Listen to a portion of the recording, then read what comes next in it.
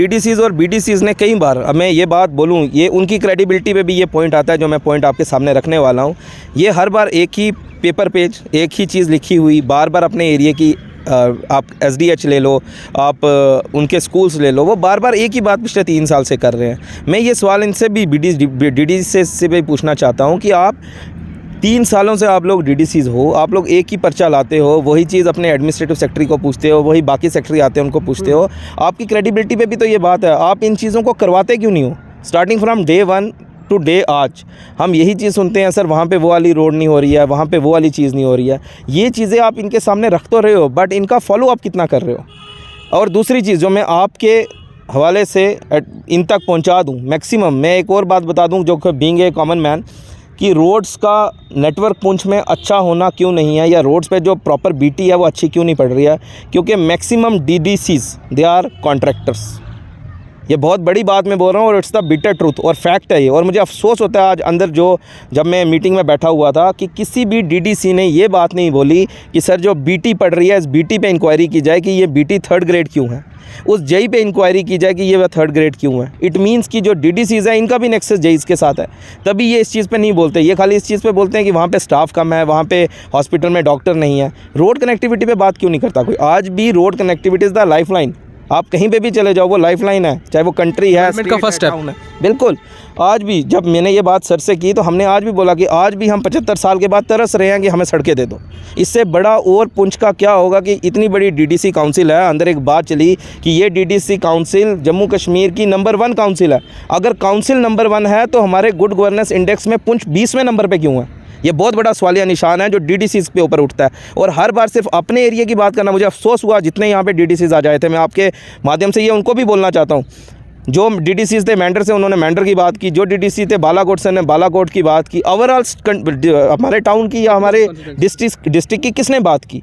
किसी ने बात नहीं की। और रोड नेटवर्क पे खासकर किसी ने बात नहीं किया। I request them all, I request all the DDCs कि रोड में जो आप 3rd ग्रेड रोड बना रहे हो, क्योंकि कुछ आप में ही ठेकेदार हैं, अगर आप में ठेकेदार नहीं है बट आप लोगों का नेक्सस है ठेकेदारों के साथ, तो आई रिक्वेस्ट यू ऑल अपने जो मोडस है आप उसको चेंज करें और रोड्स के ऊपर काम करना स्टार्ट करें। जिसका नाम इन्होंने पब्लिक दरबार देखा आज, इसको पब्लिक दरबार ना करके अगर यहाँ के ऑफिसर दरबार करते तो ज़्यादा अच्छा होता।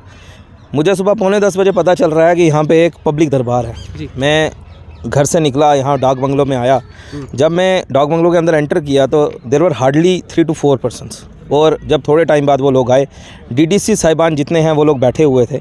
उनके अलावा मुझे नहीं लगता कि 20 या 30 से ज़्यादा लोग यहाँ पे थे। बट जब डिपार्टमेंट्स के लोगों की बात करूँ तो वो आई थिंक 200 इन नंबर हुए होंगे। अफसोस ये होता है कि अगर आपने नाम पब्लिक दरबार रखा तो आपने वहाँ पब्लिक को कहाँ इंटीमेट किया कि यहाँ पे कल एडमिनिस्ट्रेटिव सेक्रेटरी PWD RNB आ रहे हैं, लोगों की जो ग्रीवेंसेस हैं रोडों को लेके, डिपार्टमेंट के काम को लेके, या जो ऑफिसर इसमें करप्शन चल रही है डिपार्टमेंट में, या जेई के रिगार्डिंग कोई कंप्लेंट है, आपने पब्लिक डोमेन में कहाँ डाला लोगों को कि आप आएँ अपनी ग्रीवेंसेस जो एडमिनिस्ट्रेटिव सेक्रेटरी आए हैं उनको सुनाएं और उस पर रिड्रेस करें। अफसोस होता है इसरार साहब की एडमिनिस्ट्रेशन, कई बार मैं यहाँ पुंछ में देख चुका और मैं पहले भी आपके साथ इंटरव्यू में ये बात कर चुका हूँ कि यहाँ पे कुछ चापलूस हैं। आज अफसोस या खुशी भी है कि वो चापलूस तो नहीं दिखे मेरे को यहाँ पे, बट अफसोस इस चीज़ का है कि एडमिनिस्ट्रेशन ने लोगों तक ये बात नहीं पहुँचाई और लोग यहाँ नहीं दिखे।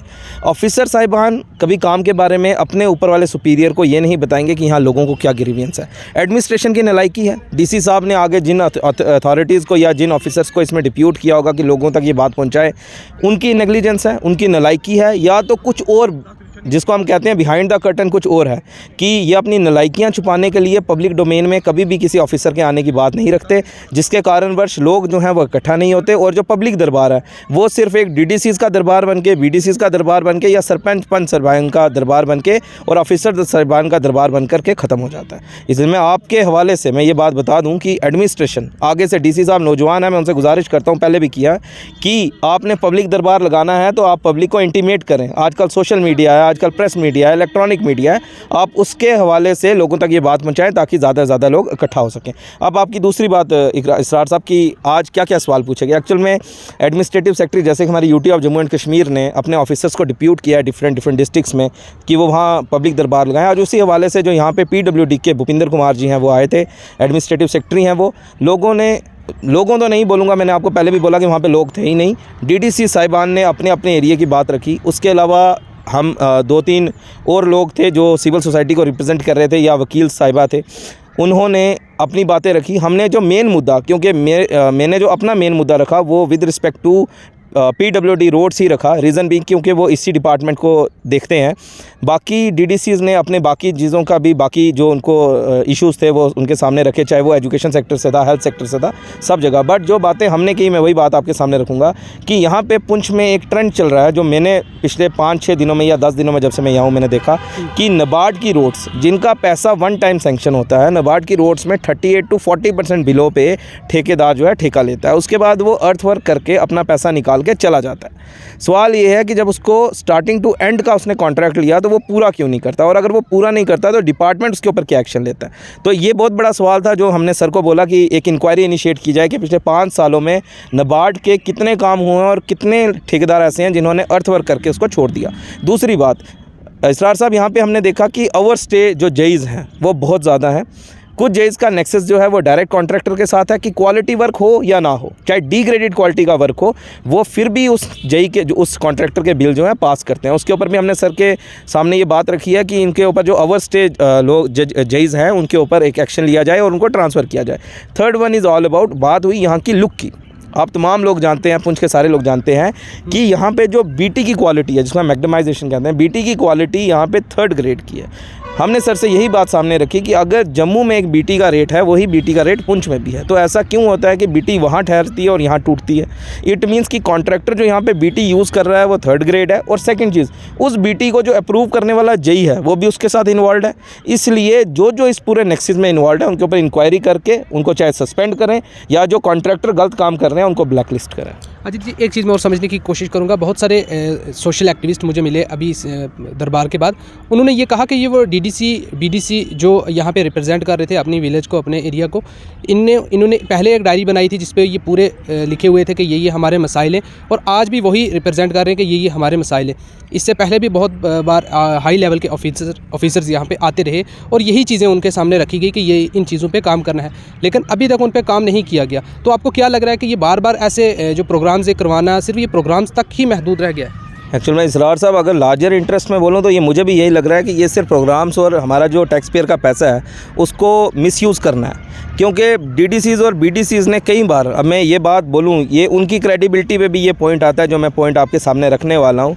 ये हर बार एक ही पेपर पेज, एक ही चीज़ लिखी हुई, बार बार अपने एरिया की, आप SDH ले लो, आप उनके स्कूल्स ले लो, वो बार बार एक ही बात पिछले 3 साल से कर रहे हैं। मैं ये सवाल इनसे भी DDC से भी पूछना चाहता हूँ कि आप 3 सालों से आप लोग DDCs हो, आप लोग एक ही पर्चा लाते हो, वही चीज़ अपने एडमिनिस्ट्रेटिव सेक्रेटरी को पूछते हो, वही बाकी सेक्रेटरी आते हैं उनको पूछते हो।